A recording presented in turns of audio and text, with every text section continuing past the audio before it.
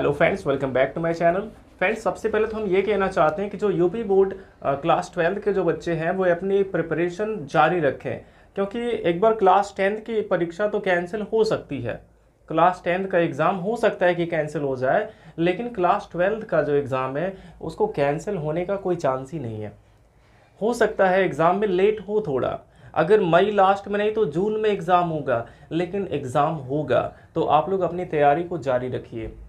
तो फ्रेंड्स, चलिए देख लेते हैं। आज हम नरेशन का प्रैक्टिस सेट आपके लिए लेकर आए हैं, जिसमें हम 2018 में पूछे गए कुछ क्वेश्चंस को सॉल्व करके आपको बताने वाले हैं। तो देखते हैं फ्रेंड्स, हमारा जो फर्स्ट क्वेश्चन इसमें पूछा गया 2018 में, पहला क्वेश्चन नरेशन से। He said let us not say anything about it till we hear the fact.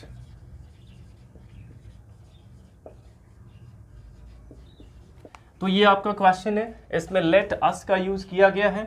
और फ्रेंड्स, हमने आपको बताया है कि जब भी रिपोर्टेड स्पीच में लेट अस या फिर लेट्स आ जाता है तो सबसे पहले हम क्या करेंगे, पहला चेंजिंग सेड को हमें चेंज करना होगा प्रपोज्ड या फिर सजेस्टेड में। तो यहाँ पे आप प्रपोज्ड का भी यूज कर सकते हैं या फिर सजेस्टेड का यूज कर सकते हैं। तो हो जाएगा ही सजेस्टेड, और इसमें कॉमा की जगह पे हमें दैट का यूज करना है। सजेस्टेड या प्रपोज्ड के साथ भी हम कॉमा के स्थान पे कनेक्टिव वर्ड दैट का ही यूज करते हैं। अब इसमें लेट अस आया हुआ है, जिसको हम चेंज करते हैं दे शुड या फिर वी शुड में। और ये चेंज करने के लिए दे शुड लगाएं कि वी शुड लगाएं, इसके लिए पहले सब्जेक्ट पे आए। जो पहला सब्जेक्ट हमारा ही है वो थर्ड पर्सन का है। अगर पहला सब्जेक्ट थर्ड पर्सन होगा तो हमें दे शुड का यूज करना होगा। तो यहाँ पे हम लेटस को चेंज कर देंगे दे शुड में। अब इसमें लेटस के बाद नॉट आया है तो शुड के बाद हमें नॉट का यूज कर देना है। नॉट से एनीथिंग, क्योंकि शुड के साथ वर्ब की फर्स्ट फॉर्म ही आती है, इसलिए यहाँ पे से ही रहेगा, से एनीथिंग। अब अबाउट इट है तो इसको भी ऐसे लिख लेंगे, अबाउट इट। अब till we hear the fact, ये यहाँ पे प्रेजेंट इंडेफिनिट का है। Till we hear the fact, present indefinite, और इसको हम चेंज कर देते हैं पास्ट इंडेफिनिट में। तो टिल वी को हमें चेंज करना होगा यहाँ पे ही के अनुसार। तो अगर वी को देखें तो वी फर्स्ट पर्सन है, फर्स्ट पर्सन को चेंज करते हैं सब्जेक्ट के अनुसार, सब्जेक्ट यहाँ पे ही है। लेकिन अब वी की जगह पे ही नहीं लिख सकते हैं, क्योंकि वी यहाँ पे प्लूरल है, फर्स्ट पर्सन प्लूरल प्रोनाउन है ये। लेकिन यहाँ पे जो ही है ये थर्ड पर्सन सिंगुलर प्रोनाउन है। तो हम वी को ही के अनुसार चेंज तो करेंगे, लेकिन केवल इसके पर्सन के अनुसार। ये थर्ड पर्सन है तो इसकी जगह पे थर्ड पर्सन का प्रोनाउन आएगा, बट ये प्लूरल है तो थर्ड पर्सन का जो प्लूरल वाला प्रोनाउन है वो आना चाहिए। तो थर्ड पर्सन प्लूरल प्रोनाउन क्या है, दे होता है, इसलिए यहाँ पे वी को हम चेंज करेंगे दे में। अब इसके बाद हियर वर्ब की फर्स्ट फॉर्म में, इसे हम चेंज करेंगे वर्ब की सेकेंड फॉर्म में, तो हर्ड हो जाएगा द फैक्ट। इस प्रकार से हम इसे चेंज कर सकते हैं। अब इसके बाद हम नेक्स्ट क्वेश्चन देख लेते हैं। The doctor said to the patient, the doctor said to the patient, don't eat fried substances. Don't eat fried substances. यानी कि ज़्यादा तले भुने चीज़ें मत खाओ। The doctor said to the patient, don't eat fried substances. तो इसको हमें अब इनडायरेक्ट में चेंज करना है। तो सबसे पहले हम क्या करेंगे, इसमें देखेंगे डॉक्टर ने क्या किया, एडवाइस दिया है पेशेंट को। तो सबसे पहले यहाँ पे सब्जेक्ट लिखेंगे द डॉक्टर। अब एडवाइस दिया गया है तो सेड टू को हम चेंज कर देंगे एडवाइज्ड में। The doctor advise the patient, advised the patient. और जब भी रिक्वेस्टेड, ऑर्डर्ड, एडवाइज्ड का यूज किया जाता है तो कनेक्टिव वर्ड टू का यूज करते हैं, बट यहाँ पे डोंट आया हुआ है तो नॉट टू का यूज कर देंगे। डोंट आया है तो नॉट टू का यूज करेंगे।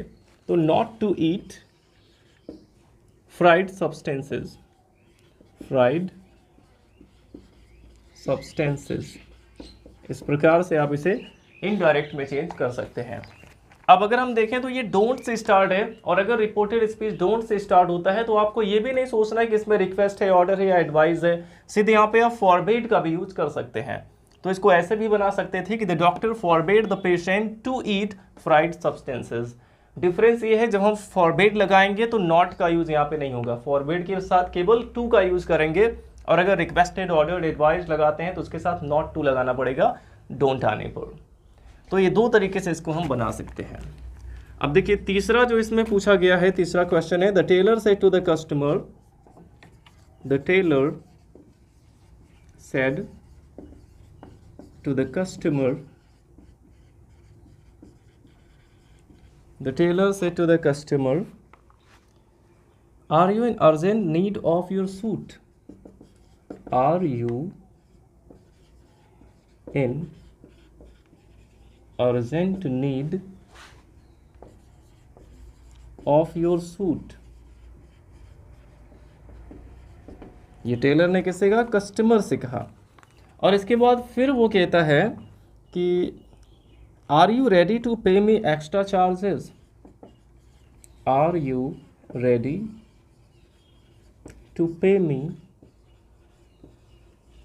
Extra charges?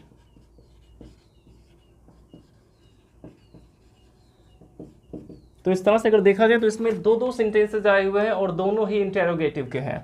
तो सबसे पहले हम क्या करेंगे, जब इंटेरोगेटिव है ये रिपोर्टेड स्पीच हमारा, तो हम सेड को चेंज करेंगे किसमें? आस्क्ड में। तो हो जाएगा द टेलर आस्क्ड, और आस्क के साथ टू का यूज नहीं होता है, सीधे लिखेंगे the customer, the tailor asked the customer. अब इसके बाद देखेंगे ये सेंटेंस हमारा जो है ये हेल्पिंग वर्ब से स्टार्ट है, और जब भी रिपोर्टेड स्पीच हमारा हेल्पिंग वर्ब से स्टार्ट होता है तो कनेक्टिव वर्ड इफ का यूज करते हैं। अब इफ के तुरंत बाद सब्जेक्ट आना चाहिए जो कि यू है, सेकंड पर्सन, इसको ऑब्जेक्ट कस्टमर के अनुसार, और कस्टमर को ही मान लेंगे। तो इफ ही, अब इज एम आर को चेंज करते हैं वॉज वर्ड में, तो ही के साथ क्या लगेगा? वॉज। हो जाएगा if he was in urgent need, in urgent need of your suit है तो ऑफ हिज सूट हो जाएगा, ही के साथ हिज का यूज होता है, ऑफ हिज सूट। अब are you ready to pay me extra charges, ये सेंटेंस यहाँ पे हमें जोड़ना है। तो हम क्या कर सकते हैं, या तो यहाँ पे फुल स्टॉप लगा के लिख सकते हैं कि ही एडेड यानी उसने आगे कहा, या फिर ही फर्दर आस्क्ड, उसने इसके बाद पूछा, ही फर्दर आस्क्ड, या तो आप ये लिख सकते हैं या फिर सीधे ही एडेड, ये दोनों में से कोई भी यहाँ पे यूज कर सकते हैं। अब ये जो हमारा सेंटेंस है आर यू रेडी, ये भी हेल्पिंग वर्ब से स्टार्ट है, तो यहाँ भी हम इफ का यूज करेंगे। ही एडेड इफ, यू को चेंज करेंगे ही में, आर को चेंज करेंगे वॉज में, अब यहाँ पे हो जाएगा ready, if he was ready to pay, और मी फर्स्ट पर्सन टेलर के अनुसार, मी ऑब्जेक्टिव केस है तो हिम हो जाएगा, to pay him extra charges, extra charges. तो इस प्रकार से हम इसे इनडायरेक्ट में चेंज कर सकते हैं। आई होप आपको समझ में आया होगा। अब इसके बाद हम नेक्स्ट क्वेश्चंस देख लेते हैं। द मैन सेड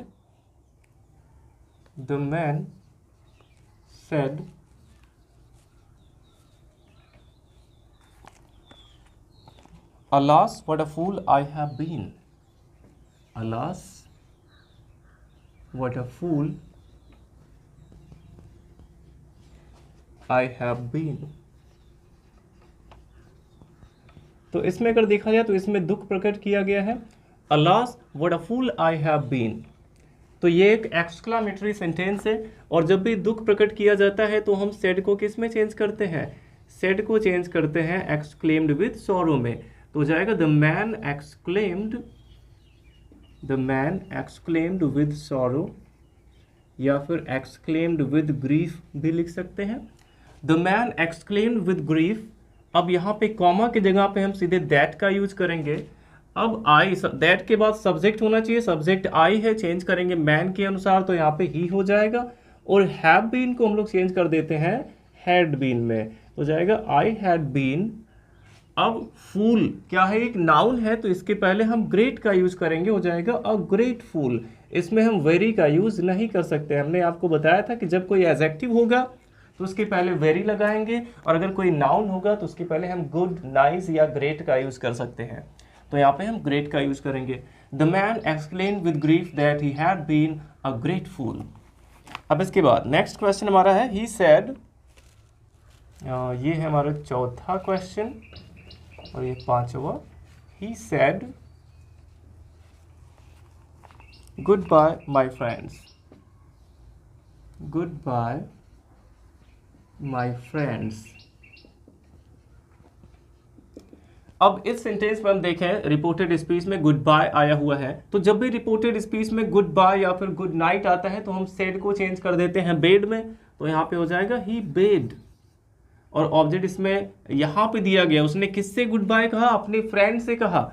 ऑब्जेक्ट इसका यहाँ पे है माई फ्रेंड्स, माई फ्रेंड्स को इधर लेके आ गया, तो आप सीधे ऐसे लिख सकते हैं कि ही बेड गुड बाय, ऐसे भी आप लिख सकते हैं ही बेड गुड बाय। अब यहाँ पे टू का यूज कर देंगे, टू हिज फ्रेंड्स, या तो आप ऐसे इसको बनाए या फिर हिज फ्रेंड्स को पहले लेके आए, he bade his friends goodbye, ऐसा भी आप लिख सकते हैं। अब इसके बाद हम नेक्स्ट देख लेते हैं। शी सेड रमन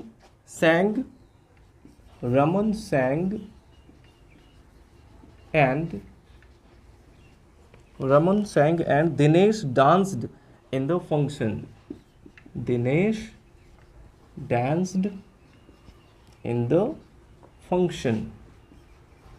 अब इसमें देखिए आपको फंसाने की यहाँ पे कोशिश की गई है, यहाँ पे दो क्लॉज आ गए हैं। She said Ramesh sang and Dinesh danced in the function. तो जब हम इसको इनडायरेक्ट में चेंज करेंगे तो देखिए ये एक असर्टिव सेंटेंस है, क्योंकि सब्जेक्ट से स्टार्ट है। तो जब असर्टिव सेंटेंस होता है और सेड के बाद कोई ऑब्जेक्ट ना आया हो तो सेड का सेड ही लिखते हैं, उसमें चेंजिंग नहीं करते हैं। और कॉमा के स्थान पे दैट का यूज़ करते हैं असर्टिव सेंटेंस होने पर, तो यहाँ पे दैट हो जाएगा। अब रमन थर्ड पर्सन है तो नो चेंजिंग, यहाँ पे रमन ही लिखेंगे। और सैंग ये पास्ट इनडेफिनिट है, और पास्ट इनडेफिनिट को पास्ट परफेक्ट में चेंज करते हैं, यानी कि सेकंड फॉर्म अगर आएगा तो हैड प्लस थर्ड फॉर्म लगाना है, तो हैड संग हो जाएगा। रमन हैड संग एंड दिनेश, अब क्योंकि ये भी पास्ट इंडेफिनिट है तो इसको भी चेंज करेंगे पास्ट परफेक्ट में, and Dinesh had danced, Dinesh had danced in the function. तो इस तरह से हम इसको चेंज कर सकते हैं। अब इसके बाद नेक्स्ट क्वेश्चन देख लेते हैं। The teacher said what an intelligent boy I am. यहाँ पे कहा गया the teacher said what an intelligent boy I am. अब इसको हम इनडायरेक्ट में जब चेंज करेंगे तो देखिए ये एक्सक्लामेटरी सेंटेंस है, तो क्या हो जाएगा द टीचर एक्सक्लेम्ड। जब भी केवल हाउ या व्हाट ए से स्टार्ट होता है, व्हाट एन से स्टार्ट हो रिपोर्टेड स्पीच, तो सेड को केवल हम चेंज कर देते हैं एक्सक्लेम्ड में, तो द टीचर एक्सक्लेम्ड, और कॉमा की जगह पे दैट का यूज। दैट के तुरंत बाद सब्जेक्ट आना चाहिए, सब्जेक्ट आई है जो कि फर्स्ट पर्सन टीचर के अनुसार, तो यहाँ पे ही हो जाएगा। और एम आया हुआ है, एज एम आर को वॉज वर्ब में चेंज करते हैं, तो ही के साथ वॉज हो जाएगा, that he was. And intelligent boy है तो अ वेरी इंटेलिजेंट बॉय हो जाएगा, क्योंकि यहाँ पे इंटेलिजेंट एक एडजेक्टिव है, और जब एडजेक्टिव कोई आएगा तो उसके पहले हमें वेरी का यूज करना है, तो हो जाएगा that he was a very intelligent boy. तो इस तरह से हम इसे चेंज कर सकते हैं। My father said to me don't worry, don't worry, ये छोटा सा यहाँ पे क्वेश्चन है। My father said to me don't worry. अब इसमें देखिए डोंट से स्टार्ट है तो सीधे हम फॉरबेड का यूज कर सकते हैं, या फिर अगर इसमें देखा जाए तो एडवाइस दिया गया है कि चिंता मत करो, तो या तो इसमें हम एडवाइस लगाएं या फिर हम सीधे इसमें फॉरबेड का यूज कर सकते हैं। My father forbade me to, forbade जब आता है तो इसके साथ टू का यूज करते हैं, इसमें नॉट नहीं लगाते हैं, सीधे टू हो जाएगा, टू वरी। या तो हम ऐसे बना सकते हैं my father forbade me to worry, या फिर my father advised me not to worry. जब एडवाइस लगाएंगे तो नॉट टू का यूज करना पड़ेगा, तो इस तरह से इसको हम चेंज कर सकते हैं। अब इसके बाद नेक्स्ट क्वेश्चन हम देखते हैं। आई सेड टू हिम, हमारा 9वां क्वेश्चन है। I said to him I will not go there tomorrow, I will not go there tomorrow. तो आई सेड टू हिम यहाँ पे है, और रिपोर्टेड स्पीच अगर हम इसका देखें तो ये सब्जेक्ट से स्टार्ट है, और अगर सब्जेक्ट से स्टार्ट है रिपोर्टेड स्पीच यानी कि वो एक असर्टिव सेंटेंस है। और अगर रिपोर्टेड स्पीच असर्टिव है तो रिपोर्टिंग वर्ब जो है सेड, इसको हम चेंज करेंगे टोल्ड में, क्योंकि इसमें ऑब्जेक्ट दिया गया है। तो हो जाएगा I told him, I told him, और कॉमा के स्थान पे दैट का ही यूज करते हैं असर्टिव होने पर। अब आई को हम चेंज करेंगे सब्जेक्ट के अकॉर्डिंग, यहाँ पे आई ही हो जाएगा। अब इसके बाद विल को हम चेंज कर देंगे वुड में, तो विल को चेंज करते हैं वुड में, तो यहाँ पे वुड हो जाएगा। वुड नॉट गो, देयर है तो हियर इसको नहीं करेंगे, देयर ही रहेगा। और टुमारो को चेंज कर देंगे द नेक्स्ट डे में, द नेक्स्ट डे में चेंज करेंगे। तो इस तरह से ये बन जाएगा। अब नेक्स्ट क्वेश्चन हम देख लेते हैं, जो कि है Ruchi said to Himanshu, Ruchi said to Himanshu. तो यहाँ पे कहा गया Ruchi said to Himanshu I visited the World Trade Center 2 years ago। तो इसमें सबसे पहले देखेंगे ये सब्जेक्ट से स्टार्ट है रिपोर्टेड स्पीच यानी कि असर्टिव सेंटेंस है। तो यहाँ पे सबसे पहले सब्जेक्ट लिख देंगे रुचि, सेड के बाद टू भी है तो इसको टोल्ड में चेंज करेंगे, और इसके बाद ऑब्जेक्ट आ जाएगा हिमांशु, रुचि टोल्ड हिमांशु, कॉमा की जगह पे दैट का ही यूज करेंगे क्योंकि असर्टिव सेंटेंस है। अब आई फर्स्ट पर्सन रुचि के अनुसार, और रुचि एक लड़की का नाम है इसलिए यहाँ पे प्रोनाउन शी का यूज करेंगे। अब विजिटेड यहाँ पे वर्ब की सेकंड फॉर्म यानी ये पास्ट इंडेफिनिट है तो इसमें पास्ट परफेक्ट का यूज हमें पास्ट परफेक्ट में चेंज करना होगा, और पास्ट परफेक्ट में हैड का यूज करते हैं, यहाँ पे हैड हो जाएगा। और फिर वर्ब की third form visited the World Trade centre, और इसमें जो यहाँ पे आया हुआ है 2 years ago। फ्रेंड्स आपको याद रखना है कि जब भी एगो आता है तो एगो को हम चेंज करते हैं बिफोर में, तो इसलिए यहाँ पे एगो नहीं बल्कि बिफोर हो जाएगा, क्योंकि एगो का यूज केवल पास्ट इंडेफिनिट में होता है। अगर वो पास्ट परफेक्ट है तो पास्ट परफेक्ट टेंस में बिफोर का यूज करते हैं, एगो का यूज नहीं करते हैं। तो इस तरह से ये चेंज हो जाएगा हमारा। अब इसके बाद हम नेक्स्ट देख लेते हैं 11वां क्वेश्चन, जो कि है her father said to me do you know where Prem is, where Prem is. तो अगर देखा जाए तो ये डू से स्टार्ट यानी हेल्पिंग वर्ब से स्टार्ट है, लास्ट में क्वेश्चन मार्क भी आया हुआ है, अर्थात ये एक इंटेरोगेटिव सेंटेंस है। और अगर रिपोर्टेड स्पीच इंटेरोगेटिव है तो सबसे पहले यहाँ पे हम सब्जेक्ट लिखेंगे हर फादर, और सेड को हम चेंज करेंगे किसमें, आस्क्ड में, तो यहाँ पे आस्क्ड हो जाएगा। ऑब्जेक्ट लिखेंगे मी, और क्योंकि ये हेल्पिंग वर्ब से स्टार्ट है इसलिए कॉमा की जगह पे इफ का यूज होगा। अब इसके बाद subject you second person change करेंगे ऑब्जेक्ट मी के अनुसार, और यू यहाँ पे सब्जेक्टिव केस है तो मी का सब्जेक्टिव केस आई हो जाएगा। अब देखिए डू यू नो ये प्रेजेंट इंडेफिनिट का है, इसे पास्ट इंडेफिनिट में चेंज करेंगे, और पास्ट इंडेफिनिट में हम क्या करेंगे वर्ब की सेकंड फॉर्म, तो नो का सेकंड फॉर्म क्या हो जाएगा, न्यू हो जाएगा। इफ आई न्यू वेयर, अब यहाँ पे वेयर कोई क्वेश्चन वर्ड नहीं, यहाँ पे कंजंक्शन की तरह यूज हुआ है। तो वेयर प्रेम इज है तो वेयर प्रेम वॉज हो जाएगा, इसको भी हम चेंज कर देते हैं वॉज में। तो सेंटेंस हमारा बन जाएगा her father asked me if I knew where Prem was. अब इसके बाद फ्रेंड्स हम नेक्स्ट क्वेश्चन देख लेते हैं। तो हमारा 12वां क्वेश्चन है ये, my mother says to my sister, my mother says to my sister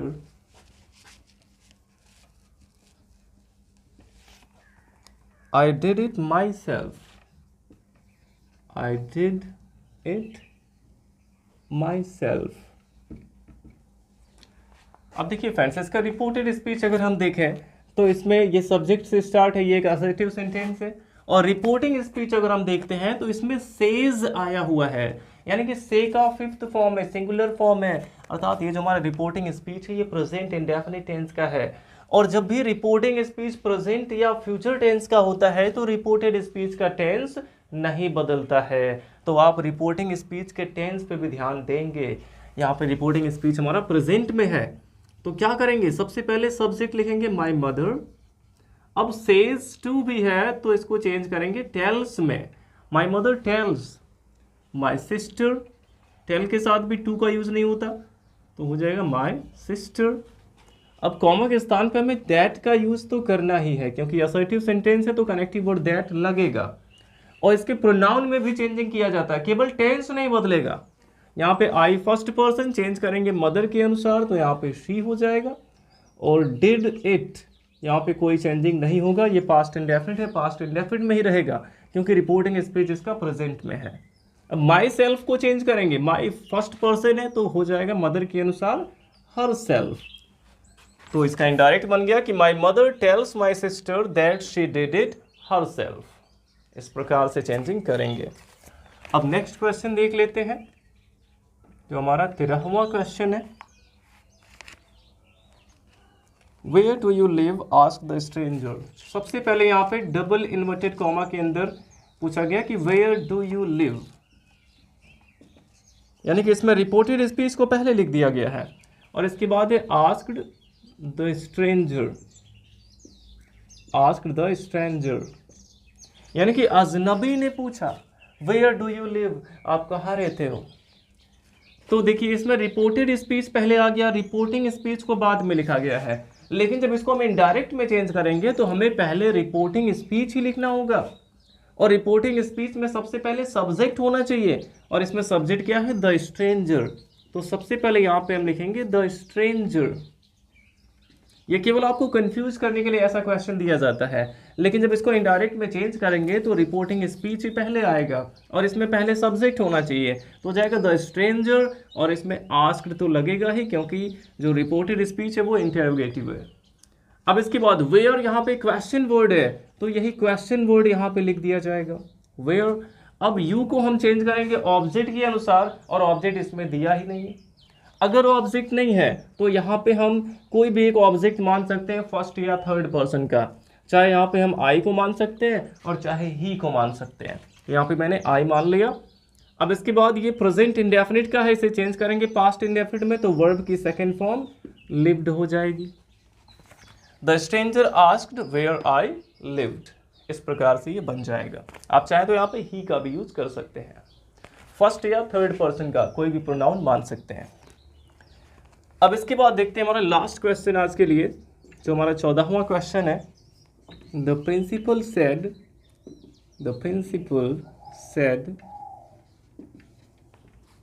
why are you still waiting here, why are you still waiting here. The principal said why are you still waiting here. और इसके बाद यहाँ पे boy भी आया हुआ है, comma लगा के यहाँ पे ऐसे बॉय लिखा गया है। और इसके बाद है when I have already told you, when I have already told you that I am so busy, that I am so busy that I cannot see you today, that I cannot see you today। तो friends कोई भी बड़ा अगर question आप देख लेते हैं तो उसमें डरने की कोई बात नहीं है। तो देखिए सबसे पहले यहाँ पे हम लिखेंगे सब्जेक्ट द प्रिंसिपल, जगह थोड़ी कम पड़ेगी, एडजस्ट करते हैं। द प्रिंसिपल, अब ये वाई से स्टार्ट है तो सेड को हम सीधे चेंज कर देंगे आस्क्ड में, आस्क्ड। और यहाँ पे लिखा गया है बॉय, इसमें जो आया हुआ है बॉय, यानी कि प्रिंसिपल ने किससे कहा है, बॉय से कहा, लड़के से कहा है। तो ये जो बॉय यहाँ पे है ये रिपोर्टिंग स्पीच का पार्ट है, क्योंकि किसने किससे कहा ये तो रिपोर्टिंग स्पीच में बताया जाता है। तो आस्क के बाद बॉय को इधर लेके आएंगे, the principal asked the boy. और इसके बाद देखिए वाई से स्टार्ट है तो यहाँ पे वाई ही लिखेंगे कनेक्टिव वर्ड के रूप में। अब यू को चेंज करेंगे बॉय के अनुसार तो ही हो जाएगा, और आर को चेंज कर देंगे वॉज में, why he was still waiting here है तो वेटिंग देयर हो जाएगा, वेटिंग देयर। और इसके बाद when I have already told you, यहीं से इसको ज्वाइन कर देंगे, व्हेन आई को चेंज करेंगे टीचर के अनुसार ही हो जाएगा, और हैव को चेंज कर देंगे हैड में, when he had already told, तो हैव को हैड में चेंज किया गया, और यू यहाँ पे है सेकंड पर्सन, चेंज करेंगे ऑब्जेक्ट बॉय के अनुसार, और यू ऑब्जेक्टिव केस है क्योंकि वर्ब के बाद आया है, तो यहाँ पे ही का ऑब्जेक्टिव केस हिम हो जाएगा। दैट यहाँ पे लगा है तो दैट लगा देंगे। आई एम है तो ही वॉज हो जाएगा, आई को टीचर के अनुसार, एम को वॉज में चेंज कर देंगे, he was so busy that. अब फिर यहाँ पे आई फर्स्ट पर्सन टीचर के अनुसार ही हो जाएगा, और कैन नॉट को हम चेंज करते हैं कुड नॉट में, केवल चेंज करते हुए आगे बढ़ते जाएं, पूरा बन जाएगा बड़े आराम से। Could not see you today है तो यहाँ पे सी फर्स्ट फॉर्म यहाँ पे लिखेंगे, कुड के साथ फर्स्ट फॉर्म ही आता है, और यू को चेंज करेंगे हिम में क्योंकि यू यहाँ भी ऑब्जेक्टिव केस है, वर्ब के बाद आया तो हिम हो जाएगा, और टुडे को चेंज कर देते हैं दैट डे में, तो यहाँ पे हम दैट डे कर देंगे लास्ट में। तो इस तरह से इसे हम इनडायरेक्ट में चेंज कर सकते हैं बड़े ही आराम से, इसमें कोई भी दिक्कत नहीं होगा आपको। तो फ्रेंड्स इस प्रकार से हमने आपको कुल 14 क्वेश्चंस को सॉल्व करके बताया। आई होप आपको समझ में आया होगा। वीडियो अच्छा लगा हो तो लाइक करिएगा। अगर आपने हमारे चैनल को सब्सक्राइब नहीं किया तो चैनल को सब्सक्राइब कर लें, क्योंकि ऐसे ही यूज़फुल वीडियोज़ हम आपके लिए लाते रहते हैं। Thanks for watching.